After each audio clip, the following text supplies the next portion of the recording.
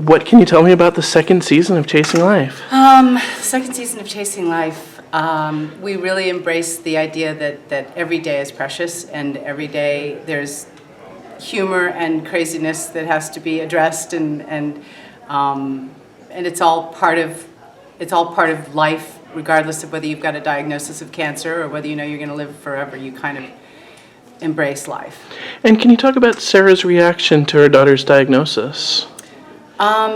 Certainly, in season one, it was really, really hard, I think, for Sarah to wrap her head around the fact that her daughter was ill. I mean, especially since April was sort of the one that had that ticket to the stars, and she was just going to be this fabulous superstar, and now all of that sort of changes, and you kind of have to reevaluate what matters.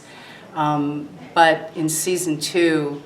Now it's really Sarah's turn to kind of come to grips with what does it mean to reevaluate your life. It's one thing to sort of go, okay, we've gotten over the big hump of the real like diagnosis and the danger, but now you've got to move forward. And how do you do that, knowing that there's always, everybody's got an expiration date. There's always something. So how does Sarah react to April's engagement? It's funny. Sarah's approach to it is very kind of this is part of the process. I mean, Sarah's a therapist, so she's sort of got this way of looking at things that is very kind of clinical, and she can sort of excuse everything to a certain mindset that you would be going through. But the reality is now she's having to kind of look at it and go, this is really happening. No, now what? Now it's not like a phase. It's something that's really happening, and. She's suddenly going to have a son-in-law, and what is that about? And so it's fun. Your show has attracted some really big-name guest stars. What do you think it is about the show that makes people want to be a part of it? The show deals with some true issues. I mean, this is not just pure fluff. I mean, we have fun in the sense that life shouldn't be taken too seriously. We have to kind of embrace the good and the bad. But I think there's an authenticity to the subject matter that we approach it with, and I think people recognize that and want to be a part of it, which is great for us because we've had so much fun. There's a role coming up for a friend of Sarah's, which I'm really excited about. It's going to be a lot of fun. Are you allowed to give any hints about that role? An old friend comes back into her life. Nice. Now, even though the show is obviously fictional, do you ever get like a feeling of depression when you read the scripts? Oh, we cry on a regular basis in this show.